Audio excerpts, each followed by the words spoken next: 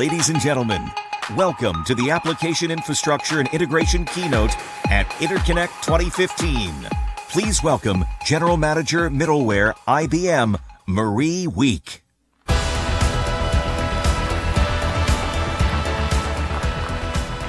Good afternoon, everybody. Great to see all of you out there. Really excited to share with you some of the exciting new capabilities that we have today around the app infrastructure and around integration. And as you saw in some of the sessions already, hybrid cloud integration really key to our entire strategy of how we're changing the way we work. So let me just set the stage a little, though, in terms of the context of how we see this affecting businesses. You saw all of the data on the impact of mobile and cloud and big data. 90% of the world's data created in the last 2 years. The whole notion, as we heard from the keynote, that 80% of those new cloud workloads are actually heavily data intensive. 100% of line of business new applications by 2017 are going to be mobile. And those applications are typically driving 6 API calls in every single application service, and half of those are not even owned by the provider of the mobile app. So the integration dimensions of this are really broad, and that doesn't even count adding in Internet of Things scenarios, 75 billion potential internet-connected devices, and how that's expanding the whole nature of our investment, but also how it's affecting the expectations that we see from a consumer perspective. The whole consumerization of technology is really driving a different view of the experience. And that experience obviously has to be very compelling at the end user level, really has to drive design experience from a UI, but that's only part of it.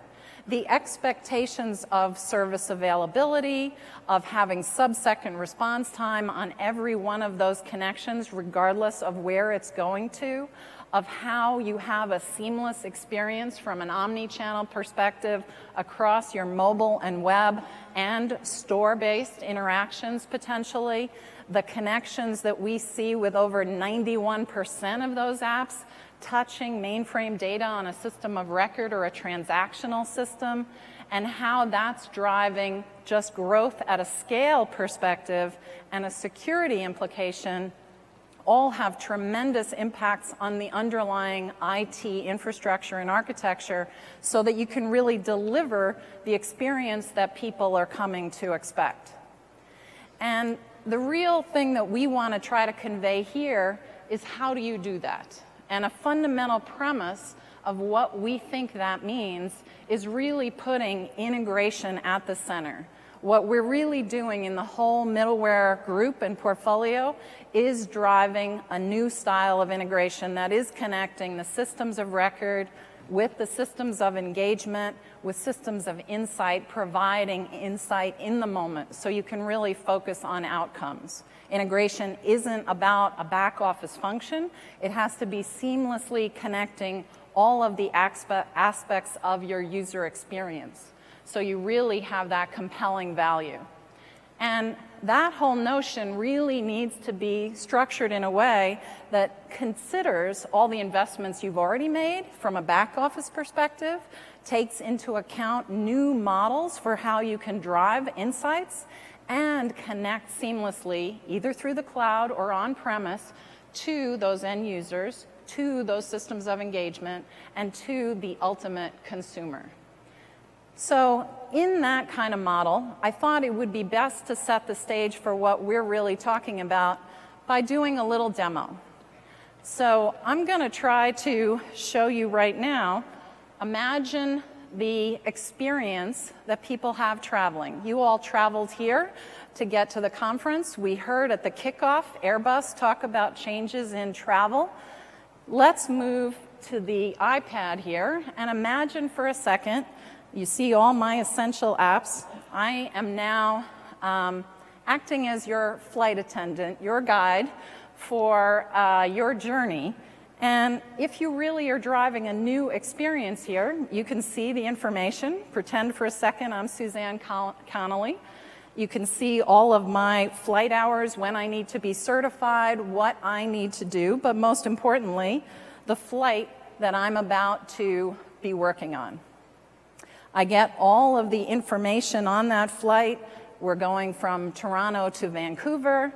I can see that there are challenges already given weather and the polar vortex here, but we'll deal with the challenges on scheduling in a second. I see a lot of other information. What equipment I'm using, an Airbus 320. I can see which class of tickets I have.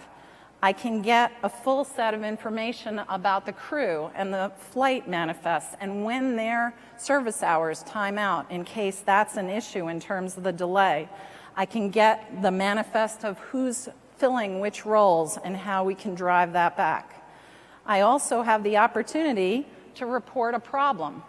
So if there's an issue with either the aircraft or with any of the passengers, I can bring up a travel-related incident and go in and report that there's a problem in seat 12C and have maintenance ready for when we land to turn around the aircraft and try to fix any issues directly.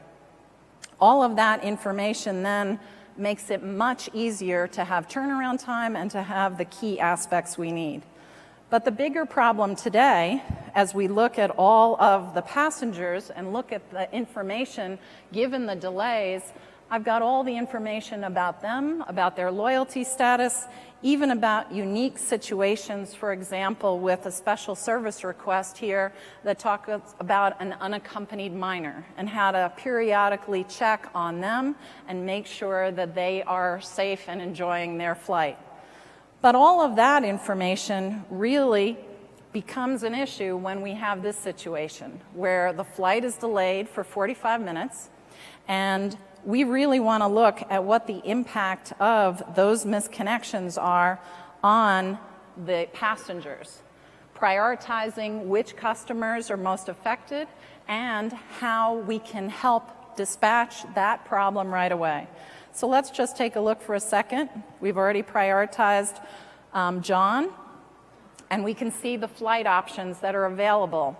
If you noticed, we actually got landed before the departure time of their next flight, but because of customs and all the other rules of getting through security, we know they won't make it. So we're going to go through the options.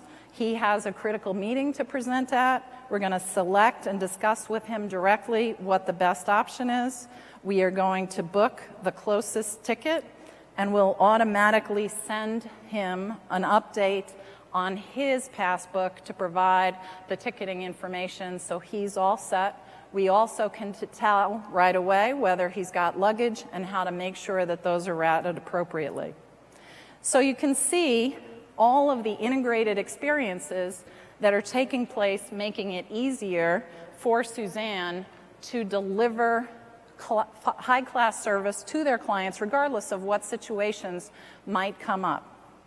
But let's spend a minute and just look behind the scenes of that app. All looks very easy, all looks very well presented in a way that can be easily done even on the go in an aircraft.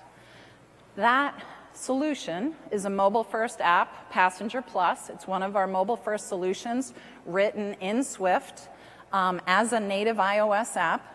It is connected to Bluemix, to our systems of engagement platform, and it's leveraging a lot of the information, like the map information, some of the data that's delivered to the service directly from Cloudant. It's then calling back out through API management and hybrid integration directly to back office systems for both the customer profile and loyalty information, to the reservation system to actually book the new flight, and to all of the employee data, as well as to the aircraft information and manuals, how to connect with which type of aircraft you're on, as well as all of the employee data on crew scheduling and certification.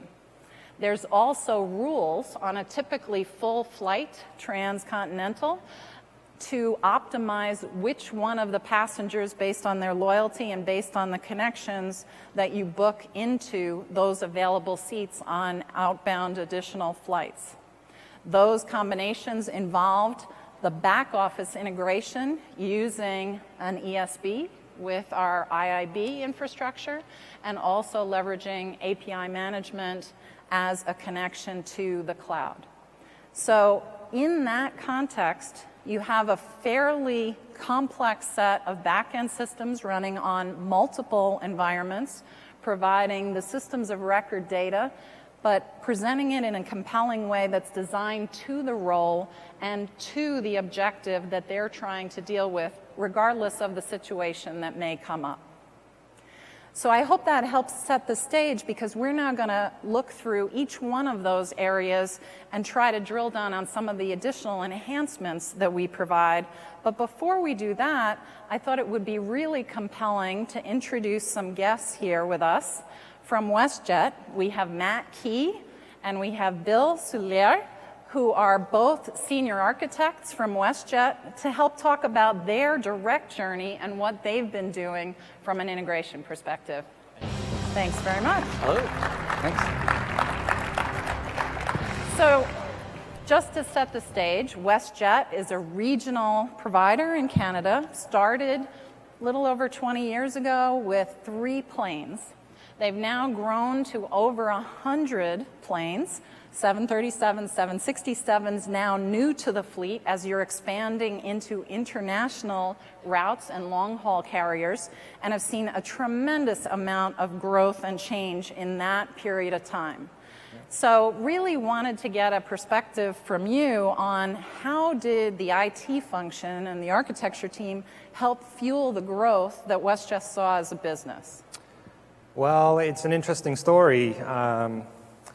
Not that long ago, we practically ran the entire airline off of a single HP 3000 Mini on-prem. But since then, we have been forced into a very different technology landscape with the rapid growth of our business. So our current generation of IT now has vastly more systems supporting a lot more business services. And in 2009, we even had to move off of that in-house core reservation system to a SaaS solution. So in a very short period of time, we've gone from a more simple, centralized IT environment to a much more complex and distributed one. And now, how did that change when you went from a fully owned and on-premise system to now needing to integrate to a SaaS solution? What were some of the issues involved? Well, the original reservation system had over 120 tightly coupled applications, which now had to integrate to a reservation system that was not in-house. So those challenges, without having a formal SOA program in place, we implemented a SOA strategy that allowed us to implement technologies like Data Power, Message Broker, MQ, MQFT, and ODM on the backs of projects throughout, not all at once, but throughout those years. And now, how did that evolve in terms of your SOA strategy? 120 apps you're trying to connect, in addition to hybrid cloud, to the SaaS solution. What kind of lessons learned and evolution did you have of your SOA strategy? Well, so we had to do integration to move to the SaaS solution when we outsourced the reservation system, right? We had to do this. We had to be able to integrate now. But what we did at the same time was really establish a pattern for integration. So with the middleware technology that we then had in place, with now our fantastic middleware DevOps team in place, the support that we get from IBM, our partners, we're now able to keep up with now what is the demand for integration. Awesome. And when you make these kind of conscious decisions and now have that in place, what's next? What's this doing to change the way your business is working going forward? Well, a lot of the integration is complex, right? And at the in order to introduce a SOA strategy through the organization, it's difficult on IT and it's also difficult on the business. So implementing those types of strategies on the backs of projects throughout the years drives complexities into those applications themselves, or those projects. But the results are solving problems like we see here in the back of the screen, which Matt will talk more about. So I put this slide together about 5 years ago, and we think of it as really an inflection point for us. So there's a worrying trend that we could see as our business was growing and evolving and becoming more complex. So some of you may look at this and say, oh, that's a SSO, single sign-on problem. Or some of you may look at this and say, this is a portal problem. But, we're, as integrators, people in this room that are interested in integration, this is an integration issue. And so where this is taking us, where this problem is taking us, as we look at it right now, is as we grow our businesses, we bring in technology to support those new business objectives, and it's just another piece of technology on the pile. And from the perspective of the project and the stakeholders that are trying to deliver that technology to support that business objective, it's not a problem. But it is a problem if you take a step back and look at it from the perspective, in this case, from our guests that are interacting with those same technologies that are now distributed and disconnected. And so the problem now manifests itself in complexity out to your customer. And the only way to resolve that is with integration. And really trying to streamline the experience then so that you have a consistent experience across those different models and those different applications. Right. Yeah. And if we fast forward, right, and I have a diagram around that to kind of discuss some of the system integration involved. So over those years, we implemented a lot of technology that we described earlier, but what it has enabled us to do is, with this landscape, is provide some enterprise services to the organization, something like you see here, where we have an event-based architecture that allows us to listen to events of interest, whether they're coming from a movement control plot. We have all our movement messages coming into this environment, all our data, like you talked about earlier about our guests. And if we need to have a communication to our guests, a notification that a gate has changed or a flight has been canceled, that information is in there in real time, and it kicks off a process that enriches all that data about that guest and about their situation. And also by linking in with the identity access management, now we know who they are at that time, and the information that we're sending to them is very contextual about their situation. And then at that point there, we can deliver it out to a particular channel, a device. Or not even just that, we have actually the ability to kick off other events based on those events that may trigger off other processes that need to happen at the same time. It's very powerful. All about context in the moment so that you can really deliver that based on what's happening. Yeah. Yeah. And now, what comes next in terms of the evolution of this architecture? You've now taken this and continue to extend it. I know you've been talking about how that mobile experience is affecting it. Yep. Anything else to add for the folks here that would help them on their journey? Yeah, sure. So we started out with integration at the enterprise level within our organization, hooking up systems that we could trust.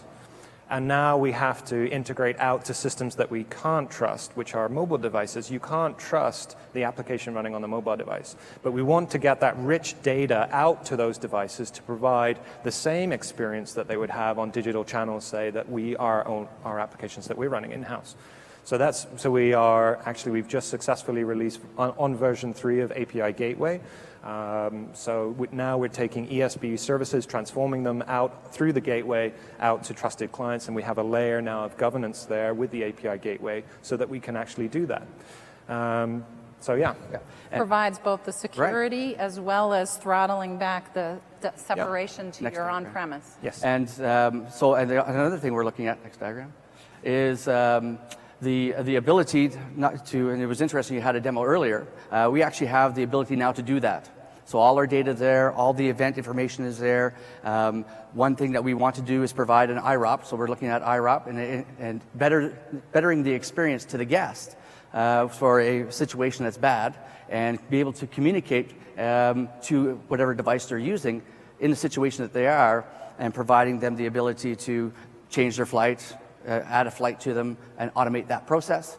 And we are looking at leveraging possibly MQTT for that guaranteed delivery channel between those channels. So bringing it back to the problem, you're really trying to make the customer at the center and then integrate all the other services you need to serve them into that context. Yeah, Correct. exactly. Yeah. Yeah. Great. Well, thank you very much for coming, and we appreciate that Thank story. you for having us. Yeah. Thank you very much. Thank you. So next, to drill down on a little bit more of what we are now delivering in terms of new capabilities that help further extend that whole notion of hybrid cloud integration, I'm delighted to be able to introduce Harish Grama, the Vice President of Products for Middleware. Thanks.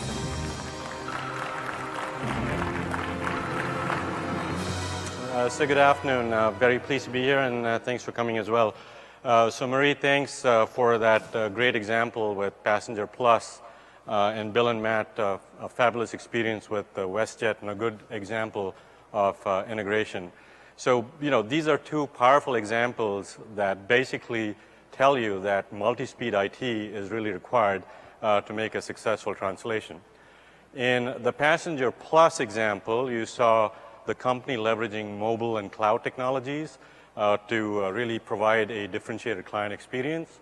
And in WestJet, of course, they majored on an integration solution that was based on existing infrastructure, an SOA, with new integrations that allowed them business models that they were not able to do, right? So two fabulous things. So if you think about the WestJet example again, although we spoke a lot about integration, the fact that you really cannot have a meaningful digital experience or a digital transformation without marrying the upfront cloud piece with the back-end systems of record is really what this is all about, right? You got to get them together, and in order to get them together, you need multi-speed IT. So now let's look at the elements of what makes this possible. So I talked about this, the speed to drive innovation and growth. That's the front-end transformation and the integration on the back end. There are two principal needs for this, right? Let me transfer to the next slide over here. So you need the application platform, right? In order to do this in a meaningful way, you need a rich set of capabilities in your application platform that enables you to run your application, build your application, manage your application wherever you need, whenever you need, right? So there are certain characteristics that go with that. And if you talk about the integration piece, that's really what gives you the seamless experience for your customers. So let's talk about the application architecture or the application landscape, right? Today, the kinds of applications that you're building are very different. They are data rich. They use elements of social and mobile. They pump billions of transactions where previously, perhaps you're really doing more like hundreds of thousands of transactions. And this puts a lot of stress on your back-end systems, right? So in order to get these new applications the fullest chance to succeed across the wide delivery channels that our customers expect, you have to have the right infrastructure. And this infrastructure to enable this multi-speed IT is really, based on the hybrid principles that Marie, Matt, and Bill talked about, right? So what is these things in particular? You have to be able to be flexible. You need speed and agility. You need to be able to scale dynamically. I talked about the fact that when you run some of these applications, it's going to put enormous load on your back end. So how do you scale it up dynamically? How do you scale it down dynamically? Without a lot of human intervention. So this dynamic scaling aspect of it is very important. And of course, if you think about application delivery, that's going to be important as well. Because in the world of social and mobile, you're not going to be happy with producing an application that shows up and then stagnates for a while. You want to continuously innovate. And in this continuous innovation cycle, you're going to be needing an infrastructure that actually supports it. So this study from IDC shows 65% of enterprise IT organizations will actually invest money in this hybrid architecture that we're talking about. So today, or this week I should say, we have some pretty interesting and new announcements around this in the capabilities that we bring out from a middleware perspective. First, there's collaborative lifecycle management. As you know, in the middleware division, we've got capabilities around CLM from Rational. And CLM really stands for collaborative lifecycle management. So the ability to start planning, to be able to do requirements, to be able to do builds, check in your source code, deploy, do quality control over it, and then produce cross-project reports and dashboards based on people's roles is going to be very key. So collaborative lifecycle management in its next incarnation is what we're announcing. In keeping with our mantra of embracing open source and embracing the kinds of things that people out there are using, we also integrate with GitHub, which is, of course, as you well know, a very popular source code repository out there that a lot of people use. Going on to the application server piece, we're talking about the V9 Liberty Beta. This starts to have full JEE 7 programming model, so things like full AGAB support, the WebSockets, real-time communications using WebRTC, and the fact that we want to ensure that you have many deployment options around this. So Docker being all the rage, we now provide a Dockerized container of Liberty that you can deploy in any cloud infrastructure that you so choose, and we will support your apps on that. Pure Application System version 2.1, this has been on a journey for a while now. We started about 2.5 years ago with deploying on a piece of hardware, integrated hardware and software. That, of course, continues. We're now talking about 2.1. We added the Pure Application Service on soft layer to it, which basically is the virtualized version of this on soft layer on the cloud.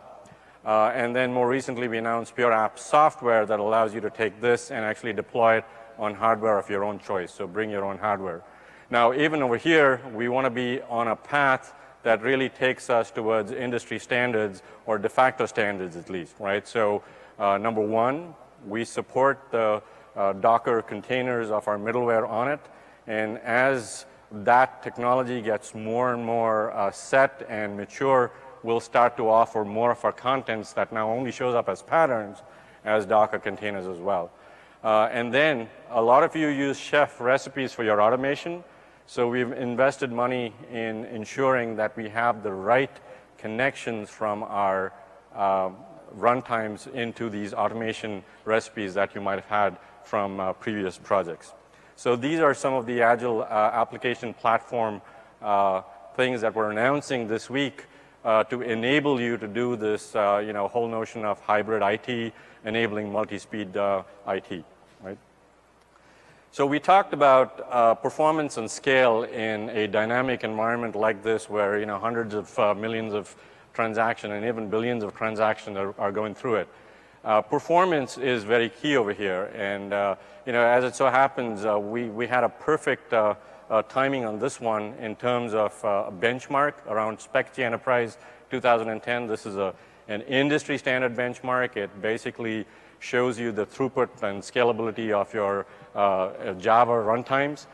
So on the left, we have, on my left, your left too, yes, Oracle at 522 EJOps, and us with our WebSphere application server, 688 EJOps. Now, we've showed you these numbers in the past quite a few times, but what is different here is, this perfect storm that I talked about, what is different here is in the past, they've done it on Spark, we might have done it on Power, yes, sometimes we both do it on Intel, but they do it on Sandy Bridge, we do it on Ivy Bridge, so it's never quite been an apples to apples comparison. Now, these two numbers, as you would have it, were really published last week, ours on Wednesday, Oracle's on Thursday. These are on the exact same Haswell processors, and on a per core basis, we are 31% better than them in throughput and performance. So a very apples-to-apples comparison, right? Key to being able to succeed in this new brave world of hybrid IT and multi-speed IT. So now let's move on to integration. I talked about application platform and integration. I want to introduce integration over here. Clearly, integration in the hybrid world takes on a new meaning. You want to be able to connect your assets in the back end, behind the firewall, with your assets on a cloud, maybe into somebody else's cloud. You're integrating applications, you're integrating processes, data, perhaps even other devices. And from a human perspective, integration goes beyond just the enterprise. You're integrating with partners, you're integrating with third-party vendors, sometimes even with competitors. And you need the right mix of integration capabilities in order to do that. And this also enables you to bring these two speeds or multiple speeds of IT together. So in this example that you see on the screen here, the Shenzhen Children's Hospital in China was able to integrate new apps that are born in the cloud, kind of the ones that I described earlier, with their older back-end applications 50% faster. And that 50% faster integration time gave them the ability to generate these ad hoc reports 99% faster than before, right?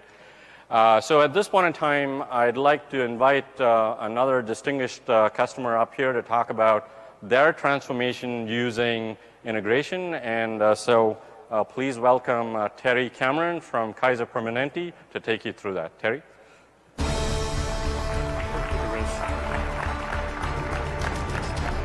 So thank you for allowing me to talk to you today. What I would like to talk to you about is how we actually integrate the middleware applications with one another as well. This is an important aspect that many people don't really get the full picture at the beginning, and it's later on, once you're working with it, you get to this point here. But before we do that, I would like to introduce you a little bit to Kaiser Permanente. A lot of you know us already. We're a fully integrated healthcare company, which means we're our own insurance company as well as our own provider of care.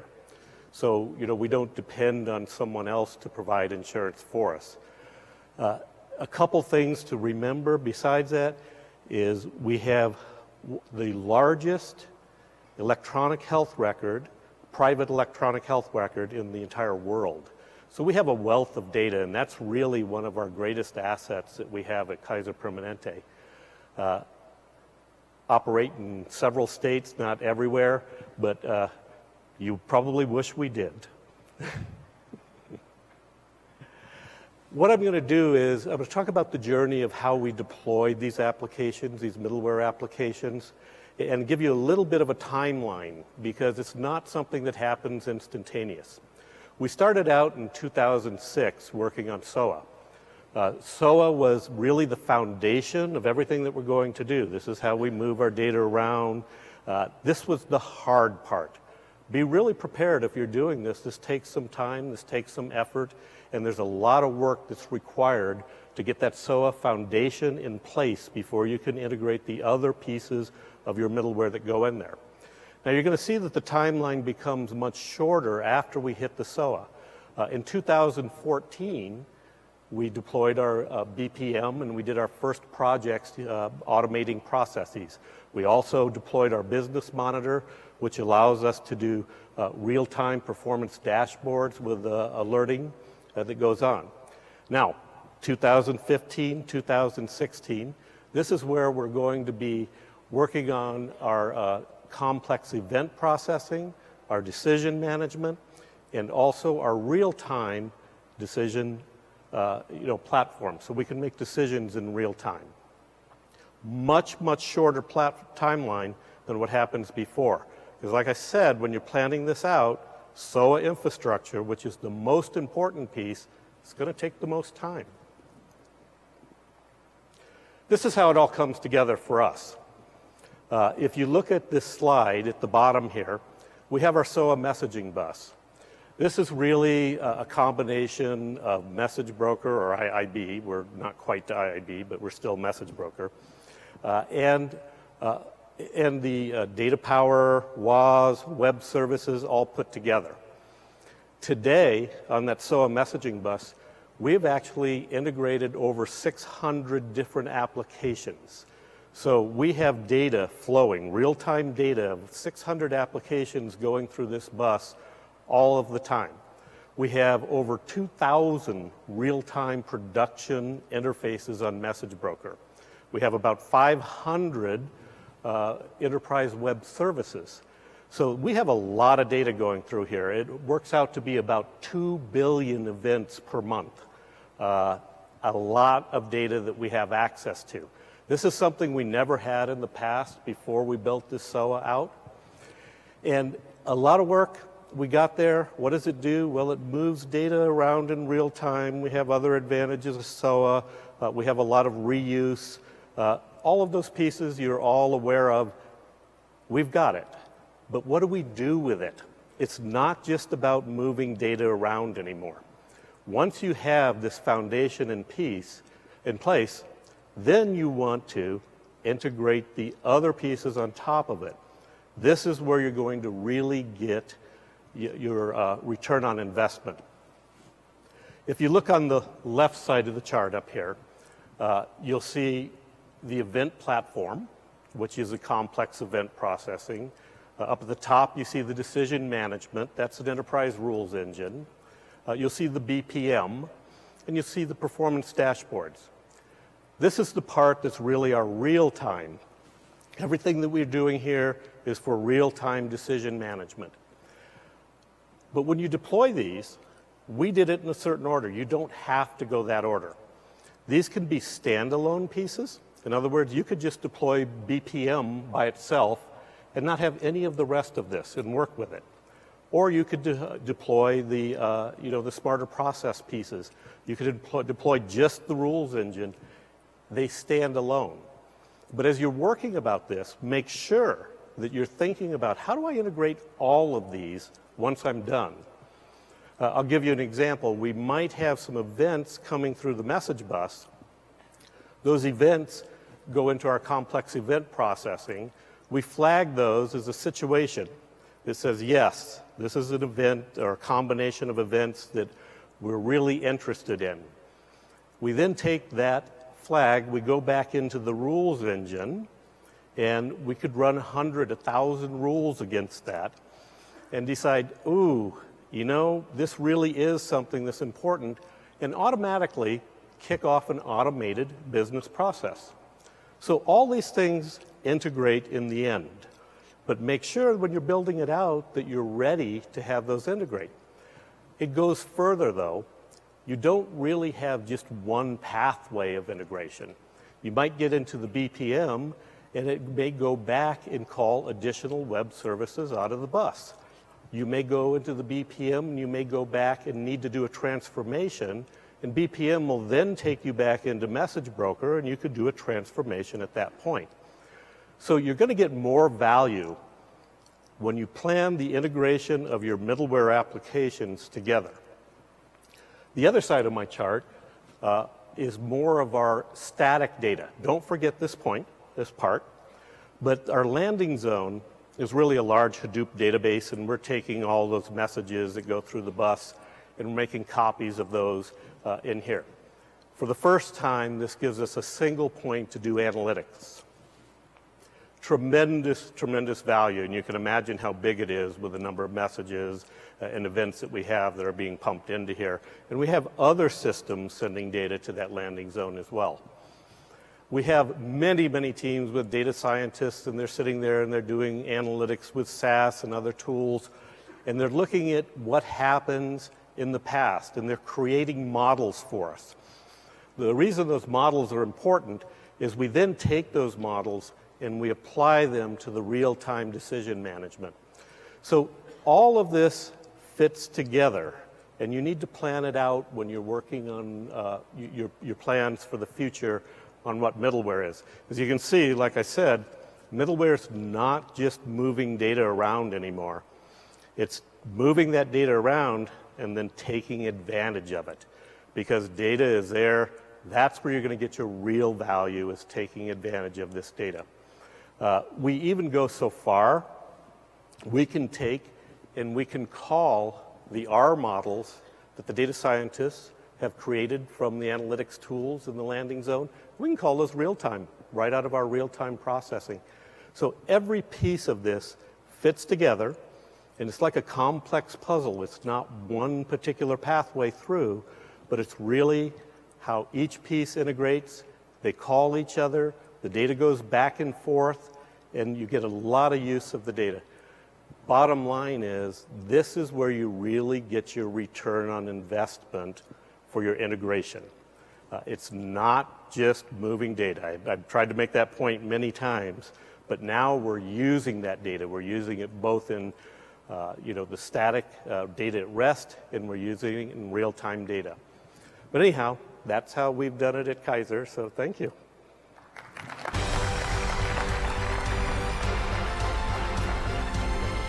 Thank you. All right, thanks Terry for that great example of transforming your business using a variety of integration technologies and means to differentiate yourself in the healthcare space, of course. Talk a little bit about some of the things that we announced in our integration capabilities this week. So we start out with IBM Integration Bus V10. It's going to be out next month, 27th of March. Some of the things that we've done over here, of course, are performance and scalability improvements. We give you the capability of actually testing your code as you're producing new integrations across your enterprise in a unit test environment built right into the tool. So, certainly some developer productivity over there. We've built in tutorials and patterns that allow you to build brand new integrations rapidly. And this is something that will help even a seasoned integration bus developer. The second announcement we're making is the MQ appliance. This is really, the same form factor as our DataPower appliance, and I'll talk about DataPower here in a bit. It's the same form factor, it's the same hardware as our DataPower appliance, and supports the full V8 version of MQ if you're using it in your enterprise, right? Some of the advantages here are, time to value, ease of administration, field upgradability, easy to just zap an image on it. It manages your MQ server sprawl in the enterprise. And last but not least, you can have failovers and things like that by adding additional appliances to this. The third announcement we made, and this was actually towards the end of last year, but it's new enough, which I think bears repeating over here, the IBM DataPower Gateway. If you've been using DataPower in the past, you know that we've had several different appliances for the kinds of gateway functions that they do. We've got the we had the XG45 for the edge of the network gateway. We had the XI52, which really was your SOA accelerator or your ESB in a box. We had the XB62, which is the business-to-business integrator capability in a box, converting AS2 and AS4 protocols and so on. So what we've done with version 7 and 7.1 is we've really brought all of these together as modules in this single form factor, the exact same one that we use for the MQ appliance. So you can buy these as you need and just add it on to that. And in fact, we've gone beyond just the middleware set of capabilities that we're putting into this box. So, we're working with the security team, and we've got the IBM Security Access module also integrated in this.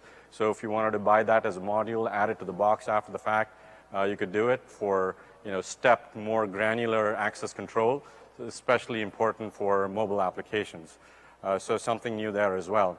And last but certainly not least, API Management 4.0. If you've been keeping track of us in the space, we have been iterating rapidly because this whole API economy and what it really means to the hybrid integration space is extremely important. So we brought out version 1 and version 2 a couple of years ago, but 3 and 4 have been fairly rapid, about 6 months apart, right? So we started out with an on-prem version. We then put it on the cloud as a virtualized edition. And now in version V4, you actually have it available as discrete APIs that you can call on Bluemix.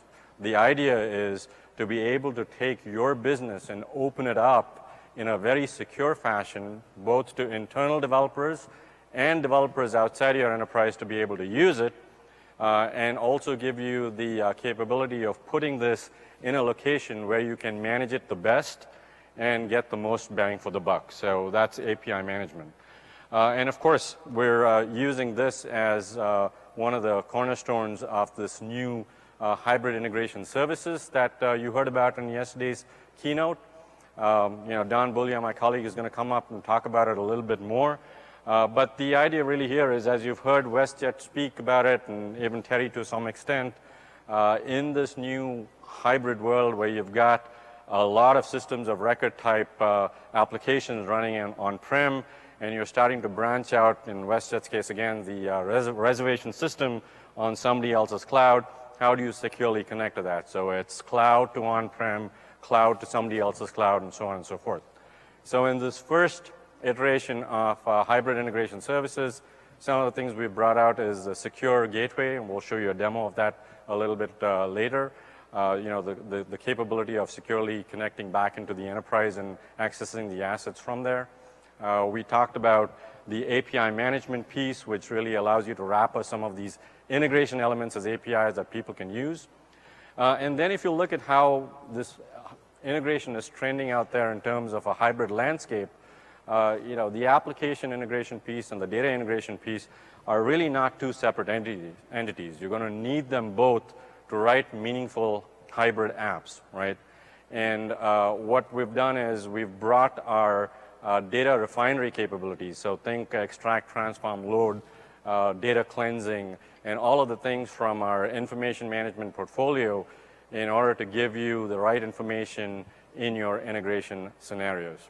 And so at this point in time, I invite Don Bullia up to give us a more in-depth view of this, and then we'll come back and do a short demo for you. Yeah.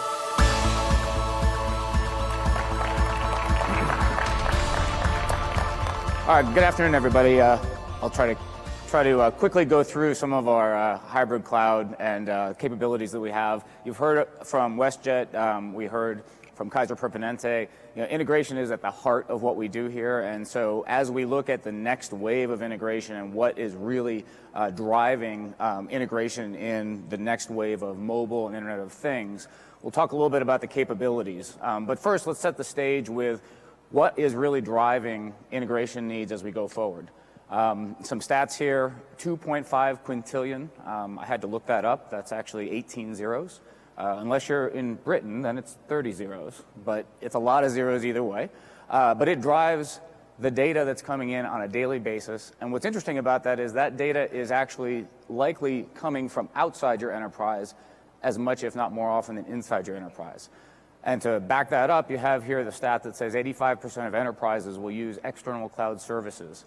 We see that happening day in, day out. $534 billion in mobile transactions.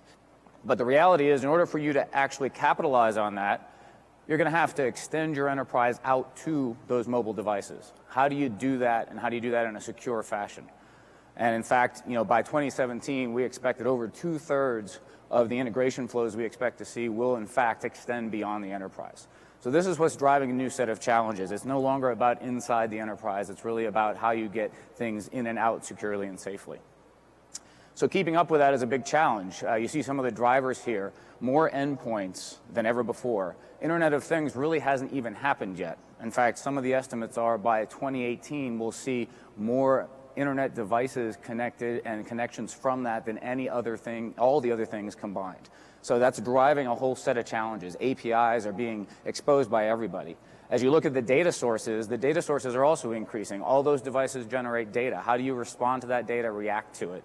And then that then drives new integration requirements. So you think about the device that just came online yesterday. How does that integrate with the API from last month? How does that then integrate with the application in your system of record that may have been a decade or more ago?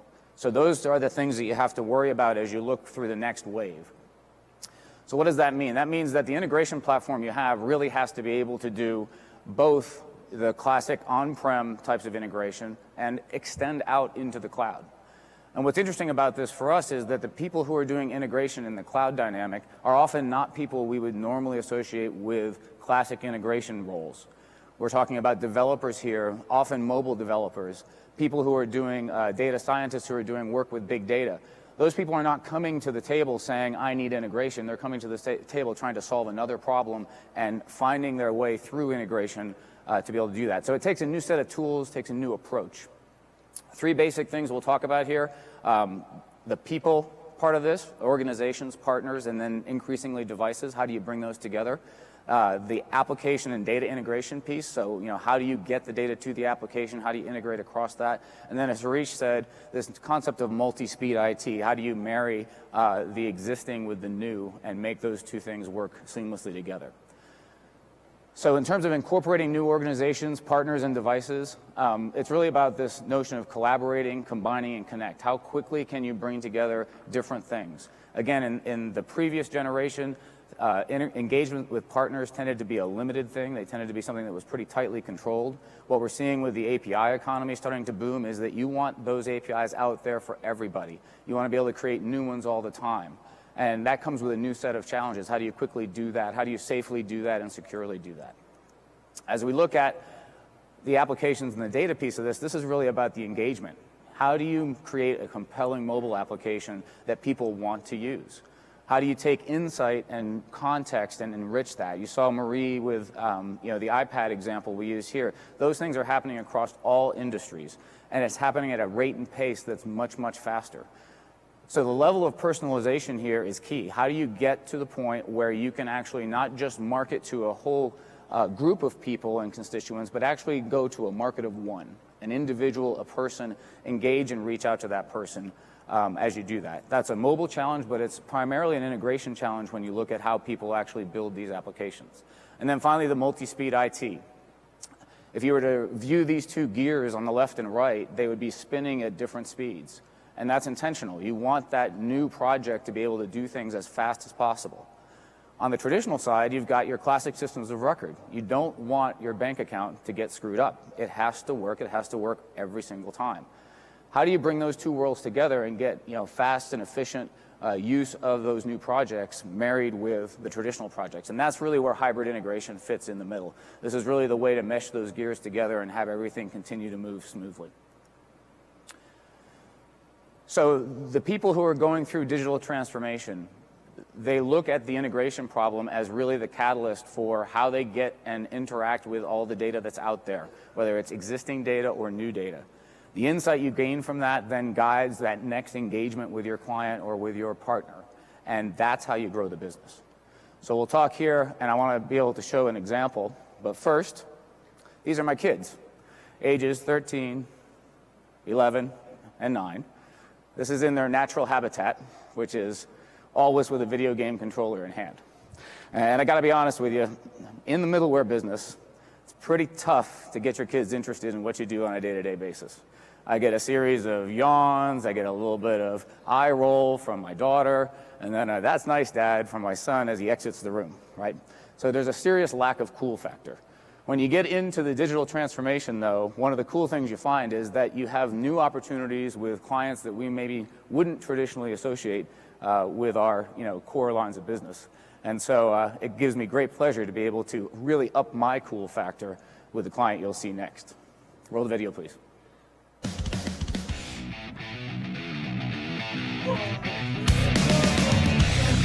GameStop Technology Institute was formed to pursue innovation. The pace of change internally at GameStop must exceed the pace of change externally in the marketplace. I got this text, and so I wanted to see. The GameStop customer is a humongous spectrum of people. Everything from a grandmother or a mom shopping for their kids, or even for themselves as a casual gamer, to the new millennial generation coming up who are humongous adopters of technology and especially in the video game world. The standard for serving them, that expectation is advancing. The standard is very high. So it's very important in the retail industry that we pursue that high standard. If we don't pursue that high standard, then our customers simply will go elsewhere. GameStop and GameStop Technology Institute has chosen Bluemix as the core of our innovation platform so that we can rapidly deploy and test applications both with our partners and our consumers to deliver the best innovation experience possible. The challenges start with being able to take those very important, very secure and private enterprise assets and be able to share those in a public cloud environment. So it's very important that you solve the challenge of how you integrate these disparate platforms into a single solution. Those challenges were very much addressed for us by the partnership with the JStart and Bluemix teams. IBM is a pioneer when it comes to implementing cloud solutions and delivering them on global scale. So as we evolve the company, as we expand in other markets, it's very important that we're working with a partner that has a global footprint. The things that we're doing will expand the retail experience, advance the retail experience at GameStop, and can't wait to see what we'll do in 2015.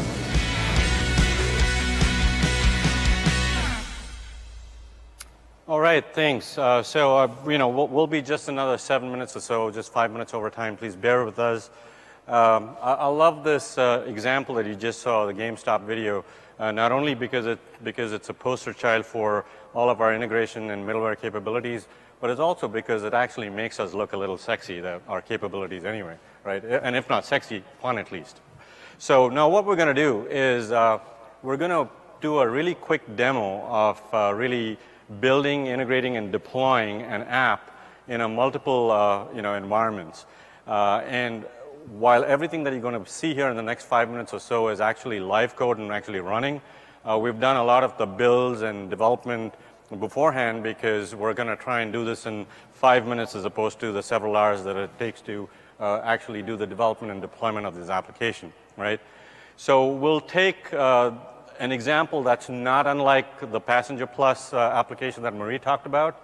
We're going to, really do this thing on Bluemix, the front end of it on Bluemix.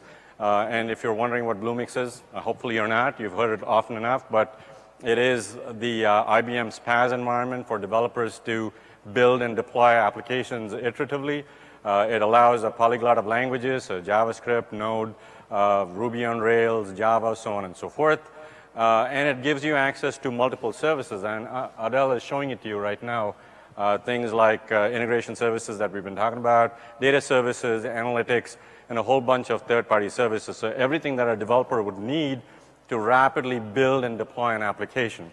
And so that's exactly what we're going to do. We're going to show you the front end that we've already developed of this Passenger Plus type application that allows you to go and rebook people when a flight is delayed. And this is what the user interface looks like, the screen on your left, right?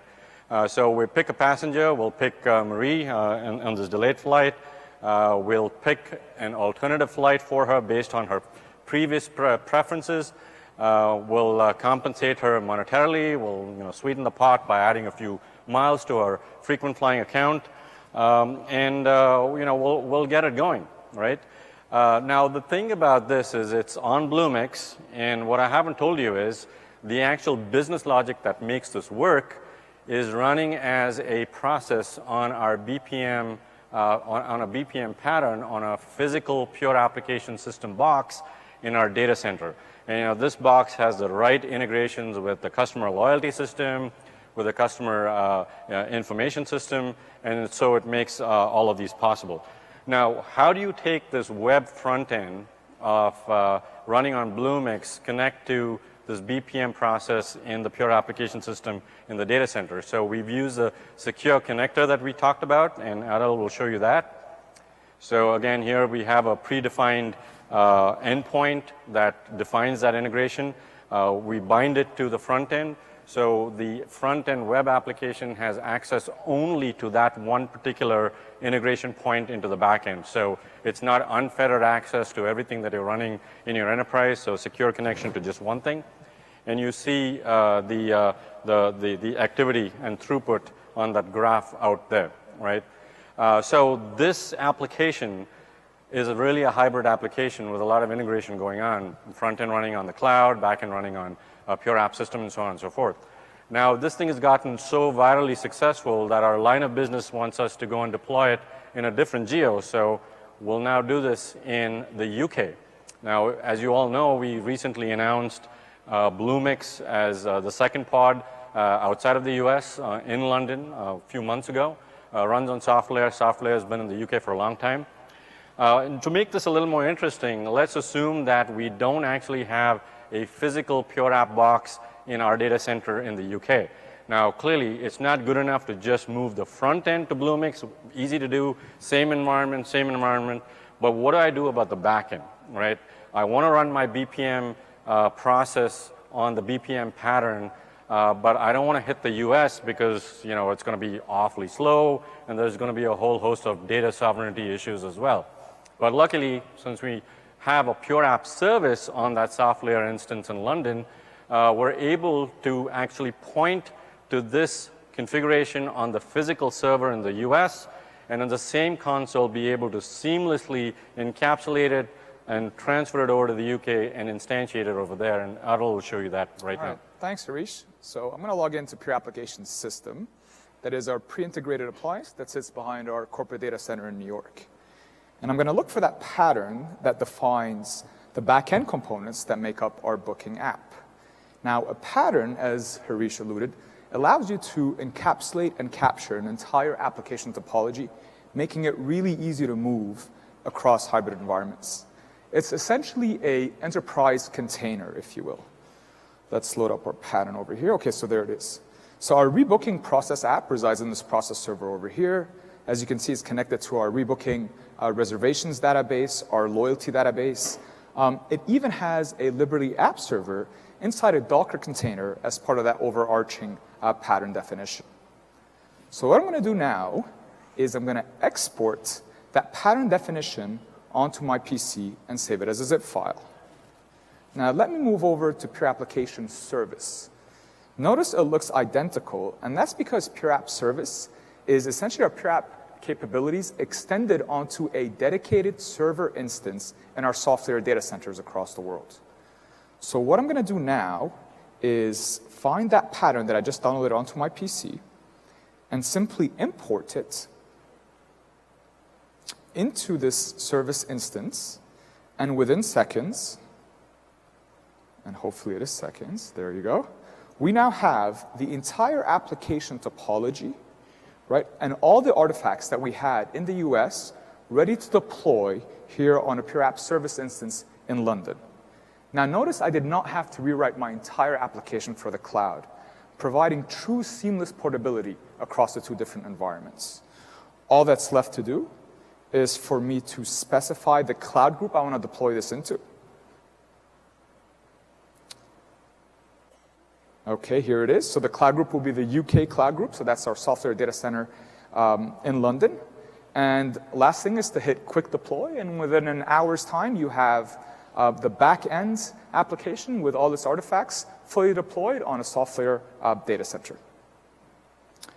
Back to you, Harish. Okay. So as you said, it takes a whole hour to start, and we've pre-started it. But what you really see here is the fact that we took an app that was running in a hybrid environment in the US, and without changing it right through from the front end to the back end with the appropriate connections and integrations, we've moved it to now a pure cloud environment. So now I'll ask Adil to actually run it so you can see the results back. It's hitting a new database, so you know all of the money values are now pound sterling because it's running in a different place. Really running in England, by the way. Live internet connection. You know, can you do that? All right, and there it is. Is it going to work? Yep. There we go. Rebooked. What? Rebooked. Rebooked? Good, good. Yeah, I guess I can't really see from here. All right, so good. So you see it working, right? So hopefully this showed you some of the concepts of build, manage, run, and in fact, move applications from environment to environment, hybrid to cloud, and so on and so forth. All the concepts that we've been talking about. So I want to leave you with this thought over here. We have a Solutions Expo Center. Hopefully you've already been to it. If you haven't been to it, all of these demonstrations and other product pieces are there as well. People manning the pads to give you all the information that you need. And as a sweetener, this thing I've been holding in my hand is a phone charger, a USB phone charger. It's actually got a rechargeable battery in here that you can charge and charge your phone off of. You get one for free for just dropping in, right? And then there's a whole bunch of free trials that you can get some hands-on experience with. So I encourage you to go and check it out. And thank you for staying a few minutes over, and enjoy the rest of your conference. Thank you.